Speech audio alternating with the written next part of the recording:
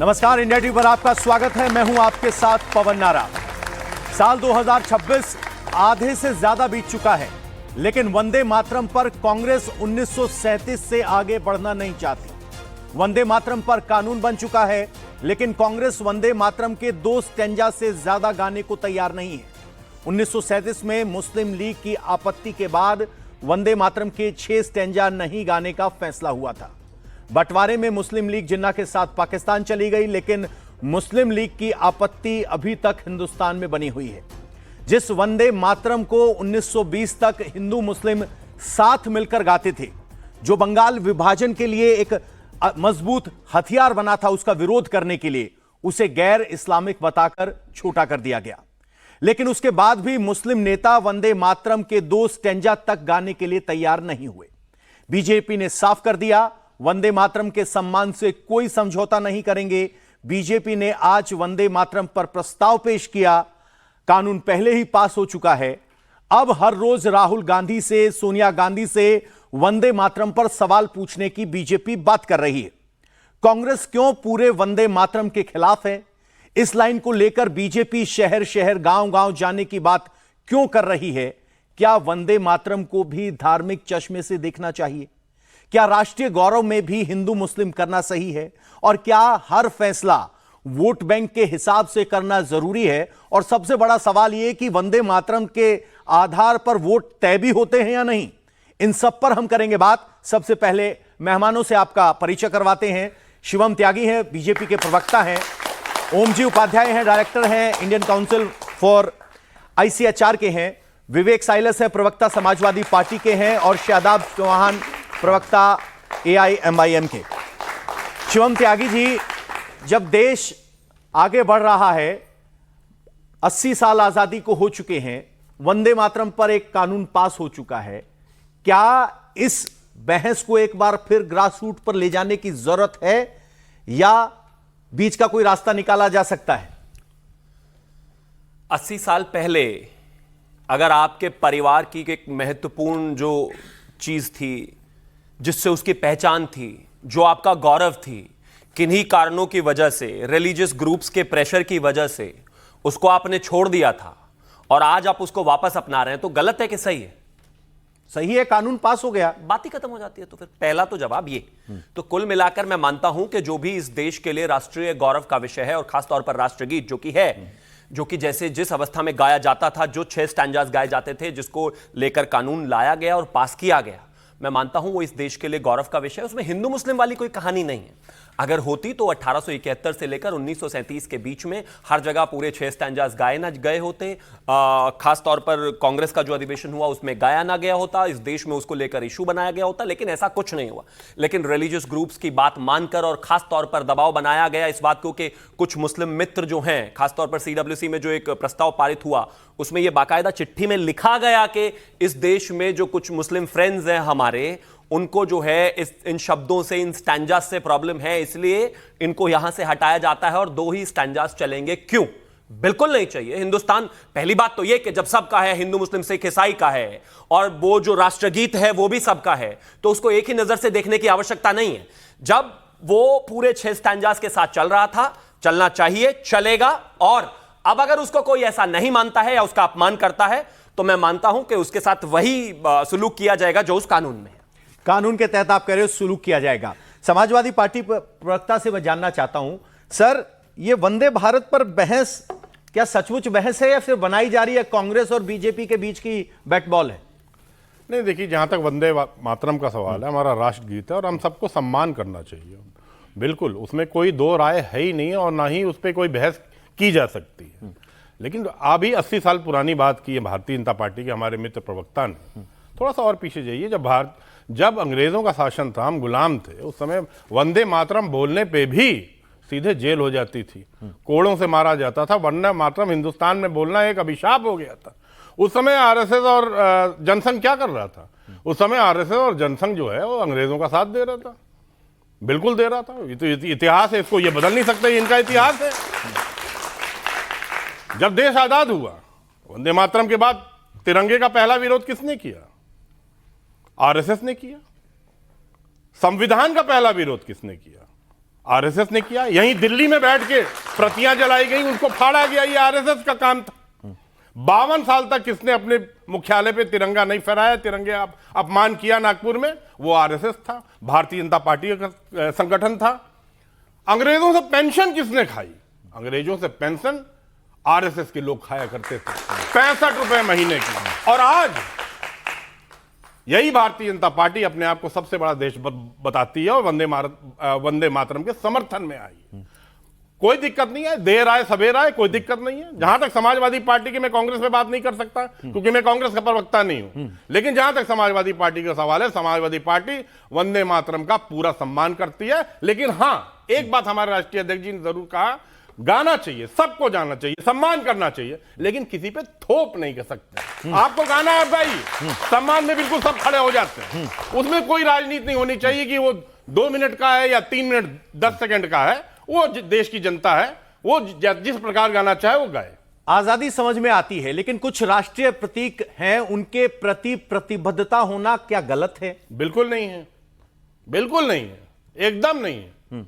राष्ट्र से जुड़ी हुई जो भी चीज है, जो हमारे पूर्वजों ने हमको दी है, जो उनकी कुर्बानियां रही हैं देश को आजाद कराने में, वो हम क्या भूल सकते हैं क्या? ये 65 रुपए पेंशन वाले नहीं बता पाएंगे आपको। जिन्होंने कुर्बानियां दी है ना, वही बता सकते हैं देश कैसे आजाद हुआ है। लेकिन फिर यह कहना कि जिसको गाना है वो गाए वरना नहीं, देशभक्ति ऑप्शनल हो सकती है क्या? नहीं, ऑप्शन अगर ये देशभक्ति का, भारतीय स्वतंत्रता संग्राम का प्रतीक अगर रहा है वंदे मातरम, तो उसको गाने में ये ऑप्शनल क्यों? कोई दिक्कत नहीं है, कोई दिक्कत नहीं है। अब आप अपने राष्ट्रगीत को गाइए, उसमें प्रॉब्लम क्या है? सब गाएंगे, सब खुश रहेंगे, मेल मिलाप रहे, कोई दिक्कत ना हो, कोई दिक्कत नहीं। शादाब जी, आप अक्सर आपत्ति दर्ज कराते हुए नजर आते हैं। वंदे मातरम पर क्या आपत्तियां हैं जो आपको लग रहा है कि ये गलत है, ये पूरा नहीं गाएंगे हम, और क्या 2 स्टैंजा भी गाएंगे? नहीं, पहले तो ये बहुत ही महत्वपूर्ण विषय, इस पे चर्चा होनी चाहिए, क्योंकि अब छात्रों को सबको रोजगार मिल गया, युवाओं को नौकरी बहुत है। अब किसानों की आय 10 गुना हो गई है, अपराध होता नहीं है और भ्रष्टाचार भी नहीं है। तो अब इन विषयों पे चर्चा होनी चाहिए। जब बात आ गई, मैं बता देता हूं। वंदे मातरम जिसको गाना नेशनल सॉन्ग है, हम रेस्पेक्ट करते हैं, गाए, हम सम्मान में खड़े हो जाएंगे। लेकिन मुझे मेजॉरिटी फेथ को मानने पर मजबूर नहीं किया जा सकता। मेरे मजहब की बुनियाद जो है वो तौहीद है, और भारत का संविधान ना तो दुर्गा जी से शुरू होता है, ना देवी से शुरू होता है, वी द पीपल से शुरू होता है। Liberty of thought, belief, expression और वर्शिप उसका आधार है। आखिरी चीज ये है कि ना तो मुझे एक छंद याद है, ना 2 याद है, ना 4 याद है, ना 6 याद है, ना मैं करने वाला हूं। मैं जनगण मनगण बोलता हूं, मैं जय हिंद बोलता हूं, हिंदुस्तान जिंदाबाद बोलता हूं। क्या कोई मेरे नेशनलिज्म को टेस्ट करेगा? क्या जो लड़ाई जीती गई, कारगिल की लड़ाई नारे तकबीर अल्लाहु अकबर के नारे से जीती गई, वंदे मातरम के नारे से नहीं जीती गई? तो क्या मैं इंपोज करूं इन पर? क्या जिहाद का फतवा अंग्रेजों के खिलाफ दिया गया और काले पानी की सजा जिन उलमाए इकराम ने काटी, वो ला इलाहा इल्लल्लाह मुहम्मद रसूलुल्लाह बोलते थे, क्या वो मैं नारे को थोप दूं? इन पर नहीं थोप सकता। मैं अपना फेथ शिवम भाई पर नहीं थोपूंगा और ये ना मुझे थोप सकते। दूसरी बात, सुनिए, 10 सेकंड, कोई एक फेथ भारत की आइडेंटिटी नहीं हो सकता। हमारे बुजुर्गों ने जो आइडिया ऑफ इंडिया दिया, उसकी पहचान यह है कि आपकी धार्मिक आस्था आपकी है। आप देशभक्ति जो है वो एक नारा नहीं है, एक भाव है दिल से निकलने वाला। कुछ लोग तो भारत माता की जय भी कहते हैं और पाकिस्तान के साथ मिल भी जाते हैं। सिर्फ 10 सेकंड, उसके बाद पूछ लीजिए। एक जानकारी बता दूं, आज भारतीय जनता पार्टी के कार्यालय में वंदे मातरम का अपमान हुआ है। वंदे मातरम गाया जा रहा था और वहां लोग चल रहे थे। उस पर मुकदमा शिवम भाई कब करवाएंगे, ये भी सवाल है। अब आप पूछिए। चलिए, एक सवाल ये, आप कह रहे हो कि ये हमारे इस्लाम में के हिसाब से नहीं है और ये एक धर्म को थोपा जा रहा है। जब बंगाल का विभाजन धर्म के आधार पर हिंदू और मुस्लिम में किया गया था, उस विभाजन का विरोध करने में वंदे मातरम सबसे आगे था। नेहरू अपने खत में लिखते हैं कि मैंने इसकी अंग्रेजी ट्रांसलेशन पढ़ा, इस पर सिर्फ सांप्रदायिक लोग आपत्ति उठा रहे हैं, कोई जेन्युइन आपत्ति हो तो वो मानी जा सकती है। ये कहते हुए उन्होंने इसको पूरा वो किया। तो क्या बंगाल विभाजन के खिलाफ लड़ने वाले मुस्लिम नहीं थे? क्या उनके लिए राष्ट्र मायने नहीं रखता था, धर्म मायने नहीं रखता था? और क्या अभी आपको यह लग रहा है कि धर्म ज्यादा बड़ी चीज है? क्या कहीं तो एक जगह धर्म को छोड़ सकते हैं, यह कोई हर जगह छोड़ने की बात नहीं, लेकिन एक राष्ट्रीय गीत पर अगर धर्म और राष्ट्रीय गीत में चुनाव करना हो तो एक जगह तो छोड़ा जा सकता है। नहीं, पहले तो मैं ये स्पष्ट कर दूं कि मैं बहैसियत मुसलमान और बहैसियत भारतीय मैं भारत को देश मानता हूं, देवी नहीं मानता हूं, मां नहीं मानता हूं। मैं भारत की इज्जत करता हूं, ये मेरा वतन है, इसके लिए जान कुर्बान है और कुर्बानियां दी हैं, आजादी में भी दी हैं, जरूरत पड़ेगी अभी भी देंगे। लेकिन मुझे मां मानना पड़ेगा, मुझे हिंदू फेथ को मैं मानूंगा तब मैं नेशनलिस्ट कहलाऊंगा। मैं दुर्गा जी का सम्मान करता हूं, हमारे हिंदू भाइयों के साथ, लेकिन मैं दुर्गा जी को अपनी देवी नहीं मानता। मेरे यहां शक्ति का जो रूप है, शक्ति का एग्जाम्पल जो है, हजरत अली भी है, हजरत उमर भी है, क्या उसको मैं मानने पर मजबूर करूं? मेरी आस्था जिससे जागती है मैं उसमें कॉम्प्रोमाइज क्यों करूंगा? क्या नेशनलिस्ट जब कहलाऊंगा कि जब मैं हिंदू आस्था को मानूंगा? मैं हिंदू आस्था का सम्मान करता हूं, लेकिन मुझे मानना क्यों पड़ेगा? राष्ट्रीय गीत की बात है, जो राष्ट्रीय गीत भारत के स्वतंत्रता संग्राम का हिस्सा रहा है। इंटरेस्टिंग बात, आप हर बार आर्टिकल 25 का कहते हो कि मुझे मेरे धर्म की आजादी है। वहीं आपकी फंडामेंटल ड्यूटीज में आपको बढ़ के बताता हूं, उसमें एक फंडामेंटल ड्यूटी है, सुनिए जरा। धार्मिक, भाषाई और क्षेत्रीय विविधताओं से ऊपर उठकर भाईचारा और सद्भावना बढ़ाने के लिए आपको काम करना चाहिए। क्या आप राष्ट्रीय गीत के लिए अपनी धार्मिक भावना से ऊपर नहीं उठ सकते? अगर मैंने हिंदू फेथ को नहीं माना तो मैंने भाईचारे का नुकसान कर दिया। क्या जय हिंद बोल करके मैंने भाईचारे का नुकसान? क्या आप धार्मिक भावनाओं से राष्ट्रीय गीत के लिए धार्मिक भावना से ऊपर नहीं उठ सकते? भारत का प्रियम्बल जो है वो बुनियाद है। आर्टिकल 25 जो है फंडामेंटल राइट। आप ड्यूटीज की बात करें, फंडामेंटल राइट बढ़ाओगे, राइट पता है, ड्यूटी नहीं पता। मुझे बताइए ड्यूटीज बढ़ी होंगी या राइट, फंडामेंटल राइट बढ़ा होगा? दूसरी चीज ये है कि मैंने कब कहा मैं अपमान करूंगा? मैंने कब कहा कि अगर कोई पढ़ेगा मैं तो उसके साथ बदतमीजी करूंगा? मैंने कहा, अगर अभी बता रहा हूं, लाइव टेस्ट हो जाएगा, अगर मेरा भाई शिवम पढ़ेंगे, ओम जी पढ़ेंगे, साइलेश जी पढ़ेंगे, शादाब चौहान सम्मान के साथ खड़ा रहेगा। लेकिन मुझे पता है शिवम भाई नहीं पढ़ेंगे, वो बात अलग है। लेकिन अगर दो स्कंजा गा लेगा शादाब तो मुसलमान नहीं रहेगा। मैं क्या रहूंगा ये कोई तय नहीं। मैं आधा नहीं, अब अच्छी बात कर रहे हो। चाहते हैं मैं गाऊं? नहीं, क्यों चाहते हैं गाऊं ये बताइए। मैं सिर्फ तर्क समझना चाहता हूं। अगर मैं सुनिए, अगर आप कहते हो भारत के संविधान ने प्रोटेक्शन दिया, मेरी मर्जी, मैं अपना नेशनलिज्म कैसे दिखाऊंगा? मैंने क्या कहा? ये कह रहे मैंने क्या भारत का संविधान इन्हें प्रोटेक्शन देता है कि राष्ट्रगीत ना गाएं। 4-5 सवाल इकट्ठे हुए, सबके मैं सवाल लिख रहा था ताकि एक एक करके जवाब दूं। बीच में 1 सेकंड इसलिए नहीं बोला ताकि वो ना बोले। शादाब चौहान ने शुरू किया कि ये वंदे मातरम इतना बड़ा इशू हो गया, नौकरी तो सबको मिल गई होगी। हां, नहीं मिली सबको, लेकिन आपकी पार्टी के राष्ट्रीय अध्यक्ष असदुद्दीन ओवैसी जब खड़े होकर 2.5 लाख लोगों के साथ जय फलस्तीन का नारा लगा रहे थे, नौकरी तो तब भी नहीं मिली थी भाई। ये जय फलस्तीन कहां से आ गया हिंदुस्तान में? नौकरी तो तब भी नहीं मिली थी, लेकिन फलस्तीन वालों को आई लव यू कहना बहुत जरूरी था भाई। सरकार में वो सब ठीक है, राष्ट्रगीत आते ही नहीं नौकरी नहीं मिली। मैंने कहा था, मैं 1 सेकंड नहीं बोला बीच में, इसीलिए कहा था प्लीज बीच में नहीं। दूसरा, इन्होंने एक और चीज कही वीर सावरकर जी को लेकर पेंशन के स्तर पे कि हमने, ये समाजवादी पार्टी के, कि हमने कोई 65 रुपए जो है पेंशन नहीं ली। नाम तो लिया नहीं आपने। तुम्हारी औकात भी नहीं है इस देश की आजादी के लिए लड़ने की। मैं एग्जांपल दे रहा हूं, सुनिए जरा। मैं इसीलिए नहीं बोला था, इस देश में मुझे कोई ऐसा स्वतंत्रता सेनानी बताओ जो 11 साल काला पानी की जेल में रहा हो, 11 साल काला पानी की जेल में, अलावा वीर सावरकर के। कोई भी, कोई कांग्रेसी बताओ, कोई कांग्रेसी बताओ, और कोई एक ऐसा आदमी बताओ इस पूरे हिंदुस्तान के आजादी के इतिहास में जिसको 2 बार डबल लाइफ काला पानी की सजा हुई है। किसी को एक नहीं हुई, अलावा लोकमान्य तिलक जी के, वो भी अलग अलग अवस्थाओं में जेल में रहे अप्रोक्सीमेटली 11 महीने के आसपास। बस आप उस आदमी का अपमान कर रहे हैं। और ये कल के पैदा हुए मुलायम सिंह यादव जी का पूछ रहा जरा, उनका क्या योगदान था, या उनके दादाजी का कोई योगदान हो? कोई योगदान हो? प्लीज बीच में नहीं, बेचैनी क्यों होती है? मैं तो नहीं बोला आपके विषय में, प्लीज रुकिए। अब एक और चीज, अब जो सबसे वाले उधर वाले खड़े हैं वो कहते हैं कि भाई मैं तो देखो राष्ट्रगीत नहीं गाऊंगा, मेरे धर्म के तो खिलाफ है। राम प्रसाद बिस्मिल और अशफाक उल्लाह खान ने वंदे मातरम कहते कहते देश के लिए लड़ाई लड़ी। ये शादाब चौहान उनसे बड़ा देशभक्त है क्या? इनके धर्म पे कैसे ऐसे दिक्कत आ जाती है? और ये देश की बात आते ही, राष्ट्रभक्ति की बात आते ही, नहीं मेरा तो अधिकार है, मैं तो बिल्कुल नहीं गाऊंगा, मैं ऐसे नहीं। क्या है भाई ये? गजब बात। कोई आपके अधिकार को वायलेट नहीं कर रहा है, और जितने भी आपके अधिकार हैं they comes with certain amount of reasonable restrictions, और अलग अलग आपकी जिम्मेदारी भी है। आप उनको क्यों नहीं समझते भाई? और आगे मैं एक और चीज कहना चाहता हूं। जाहिर है बात, अगर आप सही से उस बिल को पढ़ेंगे भी, उसमें विषय यही है कि आप उसका सम्मान करें, बेयर मिनिमम। मुझे इस दुनिया में कोई दूसरा ऐसा देश बता दो जो आजादी के 80 साल बाद भी इस बात पे लड़ रहा है कि हमारा राष्ट्रगीत होना चाहिए कि नहीं होना चाहिए, उसको गाना चाहिए कि नहीं गाना चाहिए, ये धर्म के खिलाफ है हमारे के नहीं खिलाफ है। जिस धरती पर दिन रात खाते हो, दिन रात रहते हो, नौकरी पाते हो, काम करते हो, जो आपको सिक्योरिटी देती है, जो आपकी मातृभूमि है, उसी के लिए राष्ट्रगीत गाने में 3.5 मिनट में लोगों को इतना दर्द है जिसकी कोई हद नहीं, और पलट के देश से इनको बहुत कुछ चाहिए। ऐसा नहीं हो सकता भाई। और अंत में जहां तक झंडा लगाने की बात है, झंडा इस देश में कोई भी अपने प्राइवेट इवेंट्स में 23 जनवरी 2004 से पहले as per the Supreme Court of India लगा ही नहीं सकता था।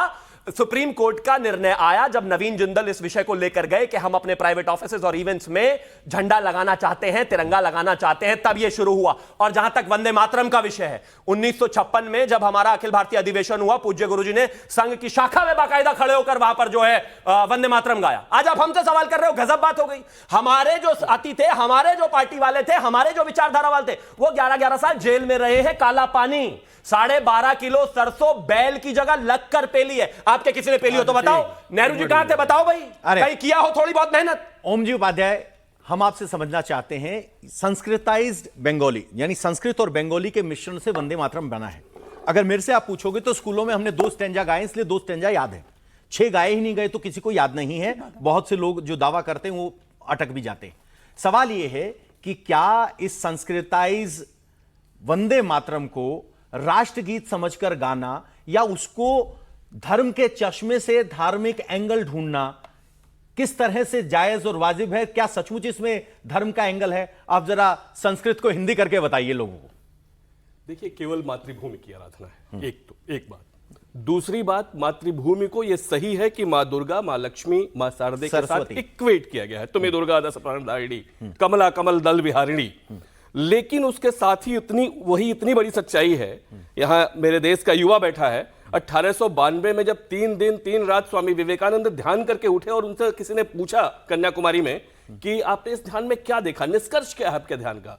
तो कहते हैं, मैंने देखा कि भारत माता और मां जगदंबा में कोई अंतर नहीं है। मैंने देखा कि इस देश के शोषितों, पीड़ितों, वंचितों, दलितों की सेवा करने में और अपने धर्म की सेवा करने में कोई अंतर नहीं है। तो वो समय था पवन जी कि धर्म और राष्ट्र एक प्राण हो गया था और राष्ट्र सबसे ऊपर है, ये समझना चाहिए। जिस पे आज विवाद हो रहा है, जब 1937 में इसको केवल इस विवाद के आधार पर, और विवाद का आधार केवल और केवल क्षुद्र, स्वार्थी और तुष्टीकरण की राजनीति थी, इसके अलावा कुछ नहीं था। 1896 में पहली बार गाया गया, उसको गुरुवर रविंद्रनाथ टैगोर ने स्वरबद्ध किया और कांग्रेस के अधिवेशन में गाया। 1906 तक कोई विवाद नहीं हुआ। 1906 में मुस्लिम लीग बनी, 8 तक भी कोई विवाद नहीं हुआ। 8 में पहला विवाद रिकॉर्ड पे आता है। सैयद अली इमाम, जो मुस्लिम लीग के अधिवेशन की अध्यक्षता कर रहे थे, वो पहली बार वंदे मातरम पे अपना एक ऑब्जेक्शन रेज करते हैं। उसके बाद सोचिए कि क्या भाव था इस गीत के प्रति लोगों का। 1905 में हिंदू भी गा रहे हैं, मुसलमान भी गा रहे हैं। बंगाल का विभाजन पूरी तरह से, अगर इस गीत की वो दीवानगी थी इस गीत के प्रति कि इस गीत की ऊर्जा ने, महामंत्र की तरह से गीत काम कर रहा था, इस गीत की ऊर्जा ने बंगाल के विभाजन को रद्द करा दिया। ये इस गीत का प्रभाव था। और इस देश को यह तय करना पड़ेगा पवन जी कि इस देश के आदर्श अशफाक उल्लाह खान है, जो 6 छंद 30 पंक्तियां गाते हुए फांसी के फंदे पर चढ़ा, या इस देश का आदर्श आज भी मोहम्मद अली जिन्ना है जिसने इसका विरोध किया। ये तो इस देश को तय करना पड़ेगा, हमारे युवा पीढ़ी को तय करना पड़ेगा। दूसरे, जब 1937 में केवल इस आधार पर, 1937 में और क्या नया हो गया था, हर साल गाया जा रहा था। मेरे शायद युवा साथियों को जान के आश्चर्य होगा, 23 में काकीनाडा का अधिवेशन हो रहा था। खिलाफत आंदोलन के जो 2 बंधु थे, मोहम्मद अली और शौकत अली, मोहम्मद अली जौहर उसको प्रेसाइड कर रहे थे। उन्होंने मंच से अध्यक्ष के रूप में कहा कि इसको नहीं गाया जाए, इससे मुस्लिमों की भावनाएं आहत होती हैं। विष्णु दिगंबर पलुस्कर, जो हर साल गाते थे, माइक पे पहुंचे और उन्होंने कहा कि साहब, ये खिलाफत की सभा नहीं है, ये किसी मस्जिद का जलसा नहीं है, ये कांग्रेस है। और पूरा 6 छंद गाया। छिटपुट विरोध के अलावा, एकाध लोगों के विरोध के अलावा किसी ने विरोध नहीं किया। 37 में कटने के बाद आप चले जाइएगा, जरा इसको सर्च कर लीजिएगा, 1 जुलाई 1939 को महात्मा गांधी हरिजन में लिख रहे हैं कि मुझे तो इतने सालों से गाया जा रहा है, मैं गा रहा हूं, मैंने कभी महसूस नहीं किया कि केवल हिंदुओं का गीत है। मैंने कभी महसूस नहीं किया कि इससे मुस्लिमों की भावनाएं आहत हो सकती हैं। और मुस्लिम खूब बड़ी संख्या में इसे गाते थे, वंदे मातरम का उद्घोष करते थे।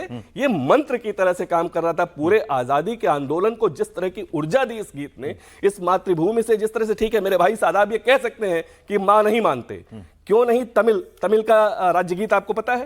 तमिल का राज्य गीत है तमिल थाई वजथु, तमिल मां। तेलंगाना का राजगीत है जय है तेलंगाना जननी, तेलंगाना मां। केरल धरणी जननी, केरल का राज्य गीत है। सरकार कौन सी है आपको पता है? तमिलनाडु में भी, केरल में भी, बदलवा दीजिए, वहां कोई बात कर ले इसकी। वहां मां मानते हैं। इस धरती को हमारे यहाँ हजारों वर्षों से मां मानने की परंपरा है। हम अथर्ववेद में माता भूमि पृथिव्याम पुत्रोहम, ये भूमि हमारी मां है और हम इसके पुत्र हैं, ये कहते रहे हैं। इसलिए इस तरह का अनर्गल विवाद खड़ा करना, अनर्गल तरीके की बात करना, ये देश, इस देश का युवा मानता रहा और अपने प्राणों की आहुति देता रहा है। शुक्रिया, आपने बहुत अच्छा पर्सपेक्टिव किया। शादाब जी, आप ऑब्जेक्शन कर रहे थे, उससे पहले मैं आपको बता दूं, जो संविधान लिखा गया उसमें बहुत सारे संस्कृत के श्लोक हैं। वो माना गया कि हमारी एक सिविलाइजेशन की पहचान है। वैसे ही जो भारत की माता के रूप में वो है, वो एक सिविलाइजेशनल पहचान है जिसमें सब रचते बसते रहे हैं, और वही प्रारूप लेकर वो किया गया था। नेहरू का एक खत मैं आपको पढ़ाता हूं। जब ये विवाद हुआ 1937 से पहले, तो उन्होंने सुभाष जी को खत लिखा। उन्होंने साफ कहा, I don't know that any formal statement is necessary by working committee, यानी वर्किंग कमेटी को इस पर कोई फॉर्मल स्टेटमेंट की जरूरत नहीं है। मैंने आनंद मठ किताब अंग्रेजी में हासिल की है और मैं पढ़ रहा हूं, और it doesn't seem that this background is likely to irritate the Muslim. इसकी बैकग्राउंड में कोई मुस्लिम को वो नहीं है। Further there is difficulty of the language which is not understood by most people. कहते लैंग्वेज ऐसी है जो सबको समझ में भी नहीं आ रही है। There is no doubt that the present outcry against Vande Mataram is to a large extent manufactured by the communalist, यानी जो समझ गया, सांप्रदायिक, हाँ मैं जवाब दे रहा हूं, वही ये बातें उठा रहे हैं। और अगर कोई सचमुच बात है तो हम मान लेंगे, उस पर हम चर्चा करेंगे। और पूरे चर्चा होने के बाद कहा चलो 2 स्टैंजा जो हैं, रविंद्रनाथ टैगोर ने कहा कि 2 स्टैंजा भारत के प्रति हैं, जहां दुर्गा, लक्ष्मी और सरस्वती का वो छोड़ दिए। ये बात पे सहमति बनी। आप तो आज उसको मानने के लिए भी तैयार नहीं।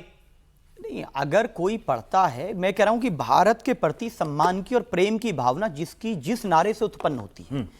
नहीं, मैं आपकी बात समझ ली। पूरी मेरी बात यह है कि अगर मुस्लिम सेंटिमेंट को लेकर पहले तो बात नहीं थी, लेकिन उसके बाद अगर एक सहमति बन गई जिसमें स्वतंत्रता संग्राम के हर वो बड़ा नाम शामिल है उस बैठक में जिसकी आज कस्में खाई जाती हैं, फिर भी वो आप तक पहुंच नहीं पाया। क्यों नहीं पहुंच पाया? मेरे तक ही नहीं पहुंचा। 1937 की जिस CWC रेजोल्यूशन की बात हो रही है, उसमें पटेल साहब थे, उसमें सब थे, उसको ये कहां मान रहे हैं? और इनको तो 2014 में सरकार आई, वाजपेयी साहब प्राइम मिनिस्टर रहे, इनको जब याद नहीं आया कि ये काट दिया फीट दिया। इनको जब याद आया जब जैन जी और जैन अल्फा ने कहा कि अब हम तो सवाल करेंगे सरकार कितनी मजबूत हो, इनको याद आया नहीं वंदे मातरम हम कानून लेकर के आते हैं।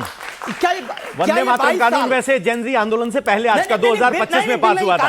कानून नहीं बना 2025 में। अरे सर कानून नहीं बना, मैं चैलेंज के साथ कर रहा हूं। डिस्कशन हुआ था, सुन लीजिए, डिस्कशन हुआ था। और जिस समय, चलिए ठीक है। शिवम, आपको याद है कब पास हुआ है राज्यसभा में? नहीं, पवन जी मेरा 10 सेकंड में पूरा हो जाने दीजिए। एक मैंने सवाल उठाया था आपके बीच में कि चलिए ये दोनों लोग, साइलस भाई और शादाब, हम सब लोग इतने लोग विरोधी हैं, ये तो समर्थक है ना 6 छंद के।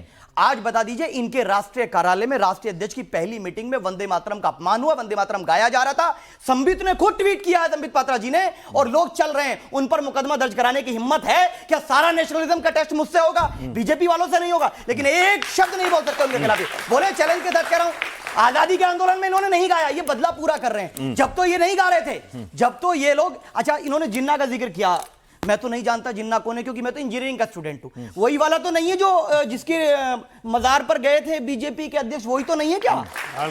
और लाल वही है जिसकी सजा लाल कृष्ण आडवाणी को भी मिली थी, आपको याद नहीं है? वो गए थे तो सजा मिली थी उनको। सजा मिली? जेल गए? नहीं, हटाए गए थे पार्टी से। पार्टी जेल मिल सकती है क्या? कोई पार्टी जेल मिल सकती है क्या? देशद्रोही कहा गया उनको। अरे जो व्यक्ति कहे ये rare of the rarest talent है, महान आदमी थे, हिंदू मुस्लिम एकता के प्रतीक थे, क्या उस आदमी को देशद्रोही नहीं कहना चाहिए? बता दीजिए मुझे आप। तो बीजेपी ने सजा दी उनको, क्या सजा? हटाया पद से। बीजेपी सरकार थोड़ी है जो जेल डाल देगी। माफी मांगी उन्होंने। शिवम, आपसे कह रहे हैं कि देखिए, आप जो है सारे मुद्दों से ध्यान भटकाने के लिए वंदे मातरम का जिक्र कर रहे हैं। जेन ज़ी आंदोलन हो गया तो अब आप वंदे मातरम याद कर रहे हैं। आज अपमान हुआ, उस पर भी बुलवा लीजिएगा। ये हमारे जो भाई हैं, ये मेरठ से आते हैं, है ना? जब भी आप डिबेट करने आते हैं तो ये मेरठ से ही भाई आते हैं।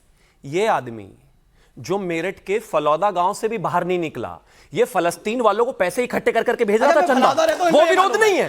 अरे प्लीज रोकिए ना इनको। ये आदमी उनसे बाहर गए नहीं, फलस्तीन वालों को पैसे भेज रहे थे, वो राष्ट्र विरोध नहीं है। लेकिन इनको लगता है कि अगर एक व्यक्ति जो उस समय गए थे, जिसके बाद कुर्सी गई, आपने खुद बताया, वो इनके लिए बुरा है। एक और चीज मैं कहना चाहता हूं, मैं मतलब वो एकदम जबरदस्त हिंदू में मानने वाला व्यक्ति हूं, मैं खुद हिंदू हूं भी, और मैं मानता हूं कि उसका मैं पुरजोर तरीके से समर्थन करता हूं। लेकिन जब बात देश की आती है ना, तो देश वाला इमोशन मेरे धर्म से भी पहले आ जाता है। ये इतने नाराज क्यों हो जाते हैं, मुझे समझ में नहीं आता। अरे वंदे इनके मातरम राष्ट्रभक्ति में भी धर्म पहले कैसे आ जाता है? आपके कार्यालय भाई में मेरा अपमान देश हुआ, है, प्लीज ये बीच में नहीं, उनके बीच में अरे मुझे एक चीज इस सवाल पे भी आएंगे वो, इस सवाल पे भी आएंगे, इस सवाल पे भी आएंगे, ये सारे आएंगे इस सवाल पे। ये आपके कार्यालय में अपमान हुआ, इसमें माफी मांगी आप। एक बात तो बताओ, ये राजपाल यादव की तरह हाइट कम फाइट ज्यादा उछलना जरूरी है क्या? बीच में रुक जाओ भाई, ये क्या है? गलत जवाब देना पड़ेगा। हाँ, मैं बिना दिए नहीं जाऊंगा। लेंगे जवाब देना पड़ेगा भाई, मैं बिना दिए नहीं जवाब जाऊंगा। लेके जाएगा। हाँ हाँ बिल्कुल शादाब को गाली दो, लेकिन बिल्कुल वंदे मातरम का अपमान बिल्कुल करेगा हिंदुस्तान। जवाब दीजिए आप। मैं कह रहा हूं, मैं जवाब दे, हाँ जवाब देना पड़ेगा। हाँ, मैं- दीजिए। जवाब- अरे जवाब रुको ही दो तो भाई। रुको तो सही, जवाब हाँ। तो तभी लोगे। हाँ, बोलो। मैं कहता हूं, मैंने वो वीडियो नहीं देखा जो इन्होंने देखा, मैं दिखा देता लेकिन मैं एक चीज साफ कहना चाहता हूं कि हाँ, जाने अनजाने का विषय अलग है, लेकिन अगर कोई जानबूझकर उसका जानबूझकर अपमान किया कर, गया। और कानून भी अगर ये सही से पढ़ लेंगे तो मुझे लगता है इनके लिए ज्यादा क्लैरिटी हो जाएगी। कानून की डिटेल्स में ये अभी गए नहीं, जितने भी प्राइवेट फंक्शंस कहीं पर हैं वहां पर 2 स्टैंजास महत्वपूर्ण है, हम फिर भी 6 स्टैंजास पढ़ रहे हैं। और अगर जानबूझकर कोई भी वंदे मातरम का अपमान करता है तो उसके खिलाफ कार्रवाई होगी। हम कोई जेल कार्रवाई नहीं होगी बना रहे सर, कि अनजाने में शहजाद आपसे जी, गलती हो गई, शिकायत आपको कीजिए। जबरदस्ती वीडियो करनी मत है। दिखाइए, प्लीज रुक जाइए, वो इन्होंने कह कहा रहे था कार्रवाई जवाब। होगी, शिकायत कीजिए। मैं नहीं, एक सेकंड, अरे मैं क्या खुद ही- ये नहीं इनको कहेंगे कानून कि नहीं हमारे पढ़ा यहाँ हुआ, ये माफी मंगवा दीजिए इनसे? जाने अनजाने तो इन्होंने अपना आप तय कर लिया, जाने अनजाने। जब आप कार्रवाई बच रहा कीजिए, है। क्या है माफी के चक्कर में पड़े हैं? अरे तो मैं- जेल मैं तो- भिजवाइए सर, हमने तो हल्के में छोड़ रहे हैं, इन्होंने- हल्के में छोड़ रहे हैं। मैं अगर सरकार इन्होंने में होता कार्रवाई ना तो करानी तो ये तो सारे उनका पे। जेल में चले जाएंगे, हम फिर कैसे सरकार में होगा? होते ना तो उनका जो अपमान कर रहे हैं भाई- राजगीत का, उसका इलाज हो गया होता अगर हम सरकार में होते। लेकिन ये लोग क्या है, ये अपने आप तय करते हैं कि अच्छा, नेशनलिज्म क्या का पैमाना क्या क्या इलाज करते हैं। करते आप सरकार में होते तो? जो क्या भी- इलाज करते? जो कानून आया उसका पालन करवाते, जेल में डालते, वो तो इलाज आपको करते। डाल दिया जाए, अच्छा, आप एक तो कह रहे बात मैं नहीं तो कहूंगा। मैंने अपमान नहीं किया, मैंने अपमान नहीं किया। गाने का कानून नहीं है। गाने को ही अपमान तैयार नहीं, वो करने जेल में का डालता था। कानून है। गजब अपमान तक है भाई, करने का आप तो मान ही जिस नहीं रहे। कानून को ये बना रहे उसको खुद आप नहीं मान रहे, जिस कानून को आप बना रहे उसको खुद नहीं मान रहे आप। आपने आज बता दिया पूरे देश को कि हम वंदे मातरम का अपमान अपने कार्यालय में करेंगे। अच्छा, ऐसा है कि मैंने ऐसा बोला? अरे भाई, समझने के बाद समाजवादी भी पार्टी समझ के में नहीं आ प्रवक्ता से रहा मैं जानना आपको। अच्छा, चाहता माफी हूं। तो मांग लीजिए, सर- गलती हो गई, इंसान है, गलती हो जाती है, माफी मंगवा सर, लीजिए। क्या ये वंदे मातरम का इशू धर्म के एंगल से जब देखा जाता है तो उसका असर वोट पे भी पड़ता है? क्या लोगों का दिल इस बात से पसीजता है कि वंदे मातरम नहीं गाया, और क्या लोगों का दिल इस बात से पसीजता है कि हमें मजबूर किया जा रहा है वंदे मातरम गाने के लिए? वंदे मातरम जैसे गीत को, जो हमारा गौरव है, उसको धार्मिक एंगल देना तो बेकार है ना। तो बिल्कुल हो ही नहीं सकता। ये देश की आजादी से पहले भी नहीं था, और आज भी नहीं है, और कल भी नहीं होना चाहिए। इसको धार्मिक एंगल से देखा ही नहीं जाता, ये हमारा गौरव है। ये तो बेकार की बातें हैं जो लोग इस पे पॉलिटिक्स करते हैं। समाजवादी पार्टी इस पे पॉलिटिक्स नहीं करती। देखिए, वंदे मातरम कमेटी जो बता रहे हैं, अभी भारतीय जनता पार्टी के प्रवक्ता ने बताया, उसमें डॉक्टर राजेंद्र प्रसाद थे, नेताजी सुभाष चंद्र बोस थे, महात्मा गांधी हमारे राष्ट्रपिता थे, सरदार पटेल जी थे, और बी आर अम्बेडकर साहब थे, जवाहरलाल नेहरू थे। ये बताते हैं कोई आरएसएस और जनसंघ का था क्या? क्योंकि ये तो विरोधी थे ना, ये तो वंदे मातरम के विरोधी थे। जब 1942 में भारत छोड़ो आंदोलन चल रहा था, जब 1942 में भारत छोड़ो आंदोलन चल रहा था, जब हमारे जो क्रांतिकारी थे खुशी खुशी फांसी पर लटक जा रहे थे, तो उनकी मुखबिरी कर रहे थे, ये ओम जी, ये बार बार विपक्षी बीजेपी पर आरएसएस पर ये हमला करते हैं। जवाब ले लेते हैं सर, पवन जी, एक जवाब ले लेते हैं, वो पढ़े लिखे आदमी हैं, ऐतिहासिक रेफरेंस देंगे। जिनका आप नाम ले रहे हो, वो पवन जी, ऑलरेडी थे। एक सेकंड, मैं बता दे रहा हूं, एक मिनट सुन लीजिए, जवाब तो ले लो आप। सर 1 मिनट, बस 5 सेकंड लूंगा। उपाध्याय जी 5 सेकंड। जी, आपने बंगाल विभाजन की भी बात की थी, तो बंगाल में मुस्लिम लीग की भी बात हुई आपने, इन्होंने केरल से लेके सब कुछ जोड़ा दिया। जो पहली सरकार बनी थी श्यामा प्रसाद मुस्लिम लीग के साथ मिलकर जो इनके गौरव है आरएसएस के, वो मुस्लिम लीग के साथ मिलकर वो सरकार चला रहे थे, फाइनेंस मिनिस्टर बने हुए थे। ये क्या बात करेंगे? ये सब कभी देशभक्त रहे हैं क्या? ये कभी देशभक्त रहे हैं क्या? उपाध्याय जी, पहले तो ये बता दीजिए, बार बार जो आरएसएस पर मुखबिरी का आरोप लगता है, ये राजनीतिक है, इसमें कोई तथ्य भी है? वही मैं कहने जा रहा था कि इतिहास का और संस्कृति का विद्यार्थी हूं मैं। जरा एक बार मुझे प्राइमरी सोर्स के साथ बता दें कि कौन सी घटना किसने किसकी मुखबरी की, कहां से पढ़ा है। एक बार एक कोई मैं चुनौती देके कहता हूं, बता दीजिए। मैं चुनौती देके कहता हूं, नेशनल चैनल पे, मैं नेशनल चैनल पे चुनौती देके कह रहा हूं, एक बताइए, एक सेकंड, क्या फांसी चढ़ा कोई? सर एक अब आपको उदाहरण। चैलेंज किया है, आपने कहा कि आरएसएस ने मुखबिरी की, ये कह रहे हैं सोर्स बताइए कहां से, चलो भाई, 5 कौन सा मिनट तथ्य? ढूंढ लो। आपको 5 मिनट दिए। क्या मुखबिरी बताइए, का नाम बताइए किसने आरोप की? राजनीतिक है या तथ्यात्मक है? इससे बड़ा प्रमाण क्या हो उसके सकता बाद है? जनसंघ- पवन जी एक मिनट बोल तो लेंगे। एक मिनट रुक जाइए, एक बात और इससे पूछ लूं। बड़ा प्रमाण बार-बार क्या हो एक सकता है? एक मिनट साइलेंस साहब, एक मिनट और सुन लीजिए, वही प्रश्न साथ में जुटा लीजिए। चलिए। आप बार बार कह रहे हैं 1937 में जनसंघ क्यों नहीं था उसमें? जनसंघ, अरे साहब, जनसंघ मतलब RSS जनसंघ तो एक ही था। 1951 में जिस संस्था की स्थापना हुई वो क्यों रहेगा? आरएसएस से ही जनसंघ निकला है ना। आरएसएस से जनसंघ, जनसंघ से भाजपा, वही तो इनकी वो चली आ रही है। बन चुका कौन सी गलत बात कह दी मैंने? आरएसएस से चलिए, ठीक है। जनसंघ, वो जनसंघ से अच्छा, भाजपा। एक बात तो है, आरएसएस की, लेकिन जनसंघ बाद में बना है। नाराज समय दे दीजिए, इधर वाले दो नहीं, जब मुझे चुप एक बात खड़े रहते हैं जब वो बता बोलते हैं, दीजिए। शिवम जी, लेकिन मैं जब बोला क्या हम आपके बोलते हैं वो बीच में? लगातार चिल्लाते रहते हैं शिवम बीच जी में। बोला क्या मैं भाई, आपके बीच अब मैं आगे में? आता हूँ। शिवम जी पहला- मैं बोला हाँ, क्या अब देखिए, बीच में? हाँ, मैं तो आप एक चीज लगातार बोल रहे हैं, पूछना मैं नहीं बोला चाहता उल्टा। अब मेरा नंबर। आप वो तथ्य ढूंढ लीजिए, Thank you। मुखबिरी की मैं- उसका अरे वो उससे भाई बताइए। होगा तो मिलेगा ना। मैं तो प्रमाण दे बाबा रहा हूं यार, ना। शिवम, मैं पहला, तो प्रमाण ही दे रहा हूं।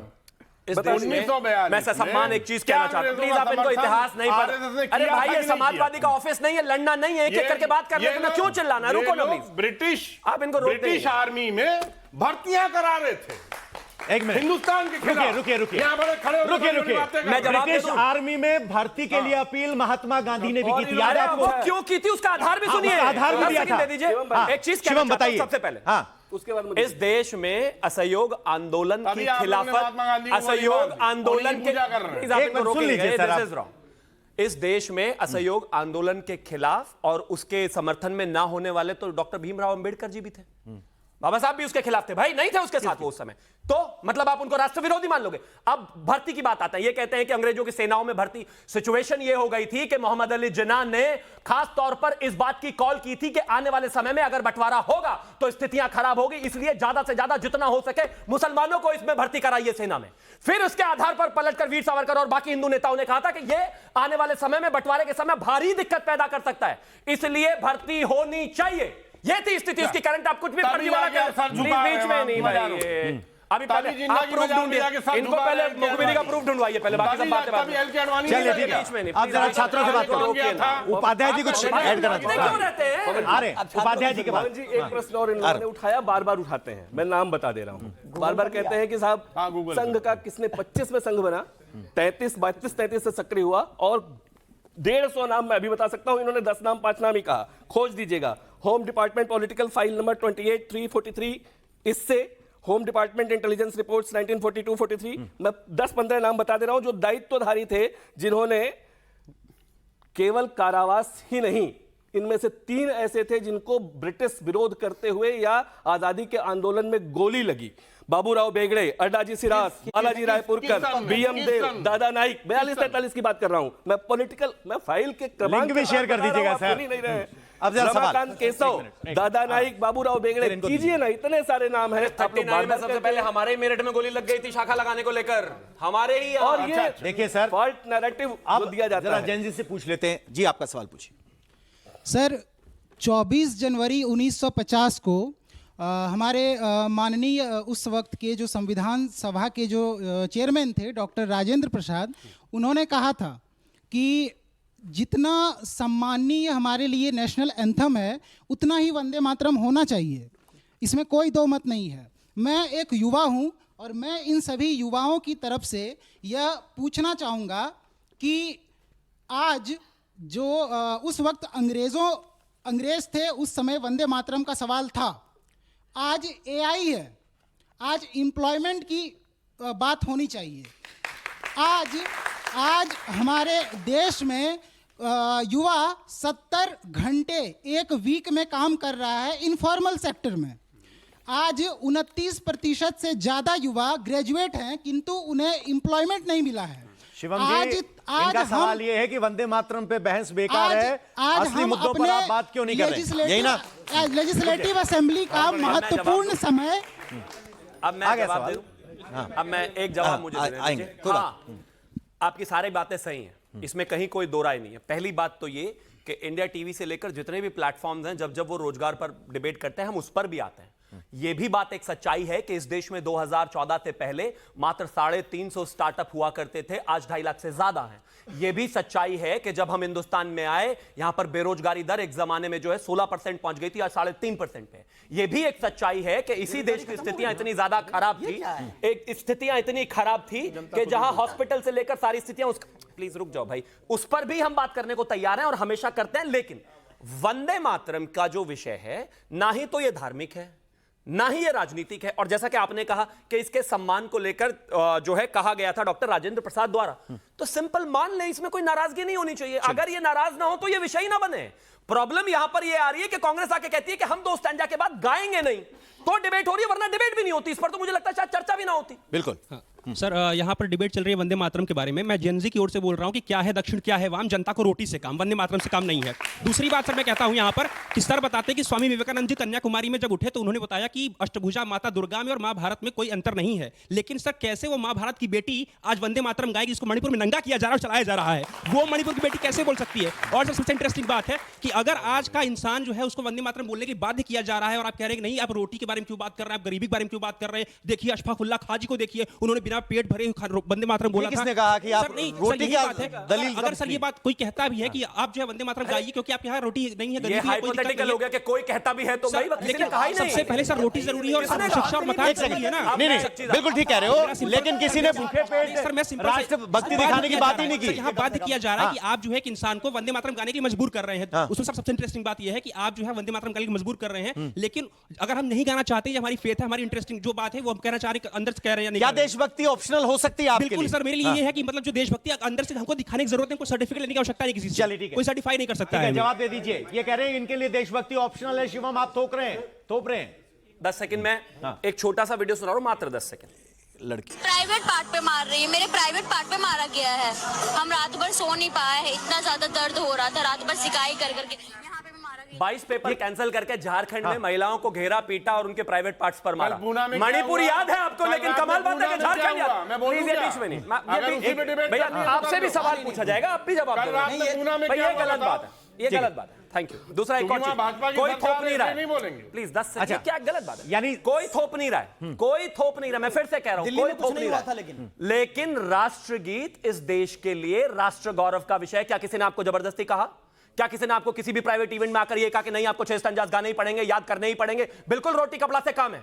लेकिन अगर इस देश में राष्ट्रभक्ति की बात होती है तो उसमें कोई बुराई नहीं है, और एक आखिरी सवाल हम उस ले पर लेते भी हैं। बात करने को तैयार। वक्त बहुत कम है। सर, मेरा सवाल शादाब सर से है कि इंडिया इतनी डाइवर्स कंट्री है, यहाँ पे हर धर्म को प्रोफेस करने की आज़ादी है, हर कोई इक्वल है, और इस तरह का अनबायस्ड प्यार बस एक माँ कर सकती है।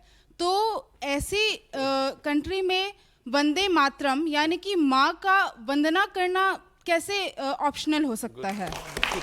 नहीं नहीं, देखिए सवाल मेरी बहुत बहन, अच्छा है। आप ये आपका फेथ है कि आप अब उस देश को मां मानते हैं या अपने देश मान कर। लेकिन देश तो सुन फेथ से लीजिए, अरे बड़ा भाई है। बीच में बोलेंगे आप, जवाब लेने दो भाई, वो मैं भी बोलूंगा कि बोलना आपने नहीं क्या बोला, चाहता। उस पे माफी तक लेकिन नहीं फेथ से अरे बड़ा बोलने देश दीजिए है भाई, भाई। बोलने दीजिए। मां मत मानो, लेकिन फेथ से बड़ा है सुन देश। तो लीजिए, पहले सुन लीजिए भाई, धर्म से बड़ा अरे है देश। बोलने दोगे तब भाई, मुझे मालूम है कि मैं आपको यही बताना चाह रहा हूं, ऐसे दिक्कत होती है जब आदमी बीच में बोलता है तो। आपका बहुत बहुत शुक्रिया। कुल मिलाकर बात यह है कि जहां एक तरफ कह रहे हैं कि देश बड़ा, तो दूसरी तरफ कहा जा रहा है धर्म बड़ा। और सवाल ये कि क्या राष्ट्रभक्ति और राष्ट्र सिंबल के प्रति सम्मान ऑप्शनल हो सकता है, ये मूल सवाल है। लेकिन बहस जारी है।